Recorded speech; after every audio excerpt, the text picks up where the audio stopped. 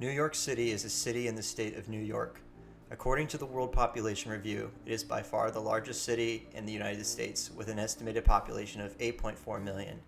As detailed by the review, New York has held that position since 1790, which was the first U.S. census. It has more than double the population of Los Angeles, which is the second largest city.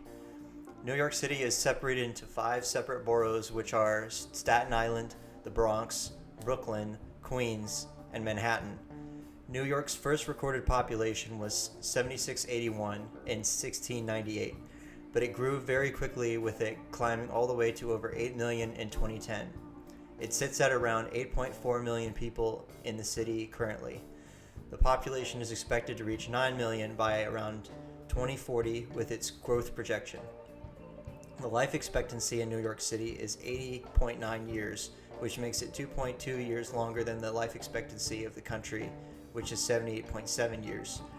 The demographics from the World Population Review shows that the racial composition of New York City was 42.78% white, 24.32% African American, 15.12% other race, 14% Asian, 3.33% 2 or more races, 0.40% Native American, and 0.05% Native Hawaiian or Pacific Islander.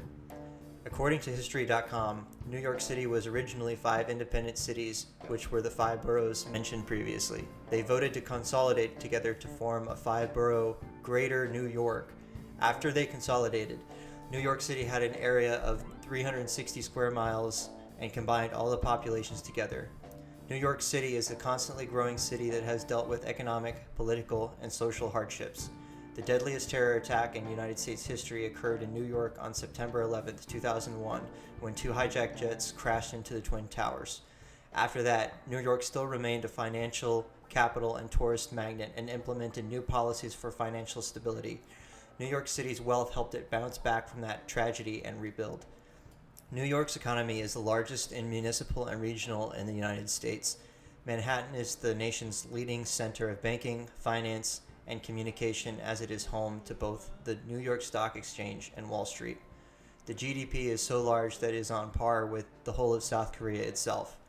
The economy focuses on finance, high technology, real estate, insurance, healthcare, mass media, journalism, publishing, advertising, digital media, fashion, design, architecture, and even manufacturing. It is a global hub of business and commerce. Made in 2007, New York's current sustainability plan is the Plan YC, which is its long-term sustainability plan comprised of 127 initiatives in 6 key areas of land, water, transportation, energy, air, and climate change. It was created by the New York City's mayor's office. The plan was made to address problems that were hindering the maintenance and improvement of quality of life over the next 25 years. The plan expected to reach an end and its goal by 2030, where it will face the challenges of an expanding population, the city's infrastructure, and improving the city environment. Plan YC states that its goals and objectives are to improve air quality, water quality, transportation options, reduce greenhouse gas emissions, create more affordable housing, ensure parks are plentiful, clean up contaminated land, develop backup systems for water networks, open more waterways by reducing pollution, improving travel time by improving transit, provide cleaner power, achieve cleaner air, and reduce global warming emissions. The plan is to be executed by the mayor's office, which will then keep businesses and local governments within its jurisdiction responsible. There are multiple economic benefits in New York City. According to New York City's sustainability plan, it states, "As detailed in New York City today and tomorrow, our population and economy are growing, with 8.4 million residents who speak an estimated 200 languages and a record 4.2 million salary and wage jobs." This shows one economic benefit of New York City is the number of jobs in the city, which is good because it will increase the employment rate and decrease the unemployment rate in the city. This leads to people earning money to support their families and to save money for the future. This shows that the initiative is to expand the industry. The second economic benefit is investment. In New York City's sustainability plan, it states, Today's high-growth industries are knowledge economy industries that invest heavily in research and development and intellectual capital, thereby benefiting from opportunities to cluster and share information. This shows the second economic benefit of New York City is investment, which is good for the city. This shows that the initiative is to maintain New York as the global capital for innovation by supporting high growth and high value industries. There are multiple social initiatives in New York City. According to New York City's sustainability plan, it states, "Our goal is to increase the average number of servings of fruits and vegetables adult New Yorkers eat every day by 25%, from 2.4 to 3 mean servings in the next 20 years. This shows that the initiative for New York City is to improve food access, affordability, and quality, and encourage a sustainable, resilient food system. One way to achieve this is to increase the number of servings of fruits and vegetables so that there is sustainable food and to improve the access of these kinds of food at an affordable price." The second social initiative is related to physical activity. In New York City's sustainability plan, it states, "By increasing access to physical activity space in and around schools, to commercial and community recreational facilities, and to accessible stairs, the city will increase opportunities for physical activity for all New Yorkers." The New York Sustainability Plan shows that a social benefit is physical activity, which is beneficial for overall health and wellness, leading to lower risks of developing chronic diseases, greater cardiorespiratory fitness, stronger muscles, better bone strength, and higher self-esteem. As a result of these benefits from physical activity, New York City creates an initiative of creating an environment that encourages the people of New York to be physically active.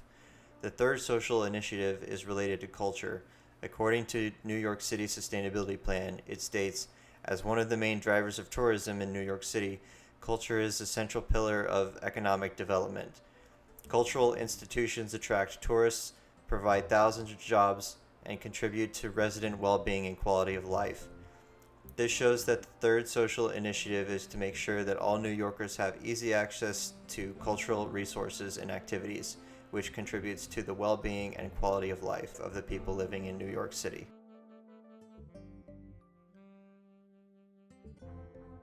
New York City has put a lot of effort into its sustainability plan, especially regarding environmental sustainability initiatives. One of its initiatives is focused towards reducing greenhouse gas emissions from the transportation sector to help the city reach its goal of lowering greenhouse gas emissions 80% by the year 2050 compared to levels in 2005. According to Blasio and the 2015 sustainability plan for New York City, the city already has a 24/7 subway system, a citywide bus network, and dense, walkable communities to encourage New Yorkers to take advantage of alternate methods of transit that emit less greenhouse gases. Not only do they currently have these options to reduce emissions, but the city is also planning to expand upon these measures to decrease emissions even more, showing how the city looks not just at environmental sustainability in the present, but also for the future. New York City is also working to improve access to recycling and waste reduction opportunities as a part of the goal of being a zero-waste city by 2030. The 2015 New York City Sustainability Plan by Blasio discusses the current state of recycling efforts, where older, denser neighborhoods and New York City Housing Authority developments are mentioned as being the main areas where recycling efforts are struggling. The plan offers not only to build new recycling centers at all NYCHA developments, but also to reach out to low-income and immigrant communities to teach them about recycling and waste reduction. This shows the city's commitment to equal access to recycling initiatives no matter the socioeconomic status of the resident. Another area of environmental sustainability that New York City covers in its plan is air quality, including an initiative focused specifically around gathering and sharing information about air quality improvements.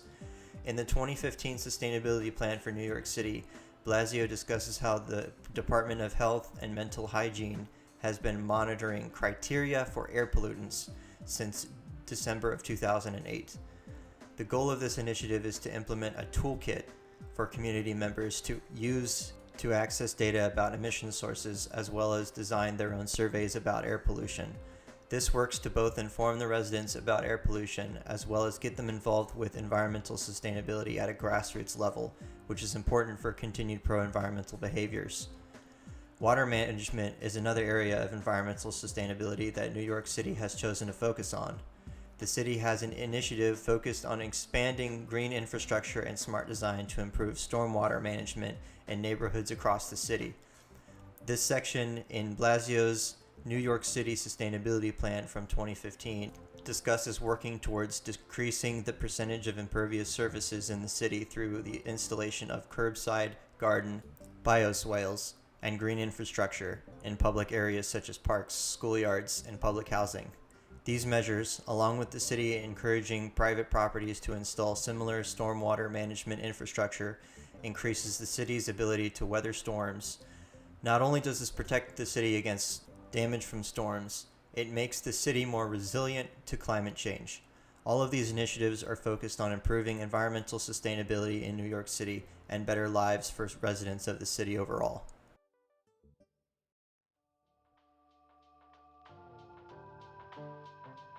There are some things that are missing or ideas that could be improved in One NYC's sustainability plan.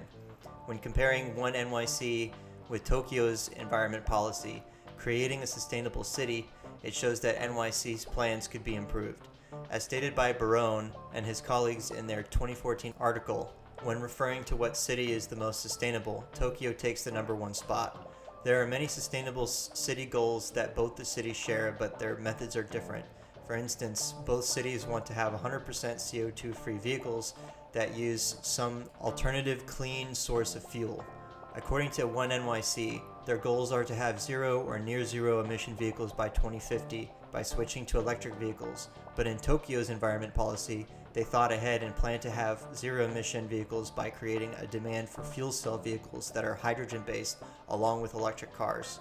In Tokyo's environmental policy, their goal is to have 6,000 fuel cell vehicles by 2020 with 35 hydrogen stations and 200,000 vehicles by 2030 with 150 hydrogen stations.